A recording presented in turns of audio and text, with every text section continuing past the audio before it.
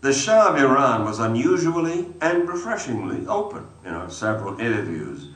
When I used a phrase he didn't like, he clearly enjoyed the chance to throw it back at me. As you know, I have been across the Gulf that you call Persian and they call Arabian. Why do you call it Gulf? You have been to school, haven't you? Yes. What was the name that you have read during your school days? Persian Gulf. All right. But they do call it Arabian Gulf. Well, they can do many things.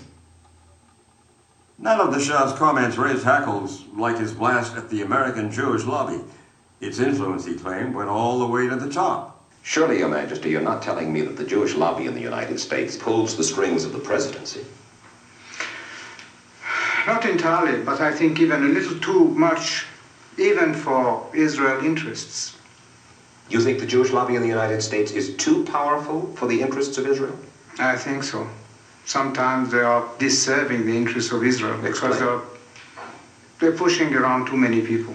Why would the President of the United States pay attention to that lobby? They are strong. Strong in what sense? They are controlling many things. Controlling what? Newspapers, medias, Your Majesty. banks, finances, and I'm going to stop there. Well, now wait just a second. You really do believe that the Jewish community in the United States is that powerful? They make the media reflect their view of foreign policy? Mm-hmm. Yes. They do not report, we do not report honestly? Don't mix things, please. I don't say the media. I say in the media they have people. Not the entire media. Some newspapers will only reflect their views, yes. No. The New York Times, for instance, is owned by the Salzburger family, who are Jewish.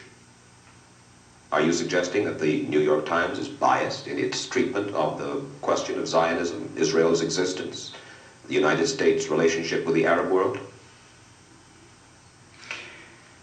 I will have to put all the articles of the New York Times written on this subject and draw the conclusion. You can put this to the computer and it will answer you. What you're saying is that, yes, you do believe. Well, let's wait for the answer of the computer. Washington Post? The same. The networks? Less. I must say you are speaking with your characteristic candor. Yes, if you like. I try to be candid. I have always been. You're saying you do what every country does. Sure. If torture is necessary, you torture. Not the torture in the old sense of torturing people, twisting their arms and doing this and that. But there are intelligent ways of questioning now. Well, they talk about psychological and physical torture. Physical, I don't believe. I talked Not anymore. Maybe in the old days, maybe. I talked just today to a man whom I believe, who told about torture. He was tortured? Yes. And you believe that he was tortured? Yes. How many years ago? Within, I want to be very careful, not yesterday.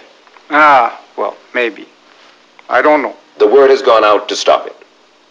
To stop what? Torture. But a long time ago, yes. But the victims of Savak knew better. They would tie the hands and feet. And there would be some sort of a hood that would be placed on their head, such that whenever they would scream, it would echo in their head. And then they would whip you at the bottom of the sole of your feet with the electrical cord.